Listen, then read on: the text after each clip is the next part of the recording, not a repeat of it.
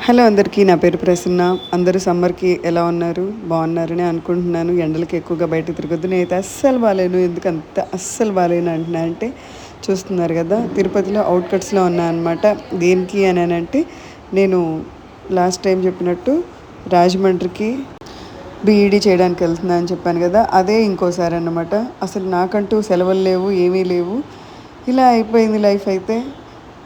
లైట్‌గా ఒక టీ తాగి స్టార్ట్ అవుదాము అని చెప్పేసి ఇక్కడున్నా అనమాట. ఎక్కని వెహికల్ లేదు. ఆటోనేలే, ఇంకేం ఎక్కలేదు. అయిపోయింది, మా ఓపికంతా అయిపోయింది.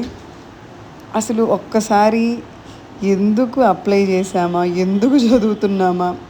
యాక్చువల్‌గా రాజమండ్రి బానే ఉంటుంది. కానీ అంత దూరం జర్నీ చేస్తే ఆడపిల్లను ఒక్కళ్ళం ఒక్కొక్కసారి చాలా భయమేసిద్దనమాట. అది ఈ ప్రైవేట్ బస్సుల్లో అంటే ప్రాణాలు అరచేతిలో పెట్టుకొని వస్తున్నట్లే ఉంటుంది.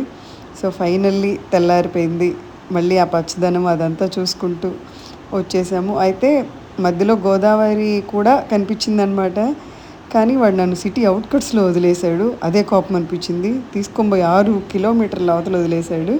ఈ గోదావరి అందాలు చూస్తుంటే రాబుద్దయితుంది. మళ్ళీ వచ్చి చదవాలి, ఎక్కడ పడితే అక్కడ ఉండాలి అనంటే నా వల్ల అస్సలు అవ్వట్లేదు. ఈసారి ఎవరన్నా బీఈడీ చేస్తానంటే వద్దని చెప్పాలి. అదన్నమాట. సరే, మీరైతే ఎండలకి ఎక్కడికి వెళ్ళకుండా హోప్‌గా జాగ్రత్తగా ఇంట్లోనే ఉండండి. నేనైతే కష్టాలు అలవాటైపోయినాయి నాకు. ఇలా ఈ కష్టాలు ఇంకొక 1½ ఇయర్ పడుతుందన్నమాట. నా ప్రయాణం ఇలా కొనసాగుతూ వెళ్ళిపోయి చివరిగా మా కాలేజీలో ముగిసింది. దాని తర్వాత ఇంకా పడరాని పాటలు పడ్డాను, అది తర్వాత విషయం అనుకోండి. మీరైతే వీడియో చూసిన తర్వాత సబ్స్క్రైబ్ చేసి, లైక్ చేసి, షేర్ కూడా చేయండి. ఎవరికన్నా బీఈడీ మాత్రం అసలు చేయొద్దని చెప్పండి. ఉంటా. Bye bye.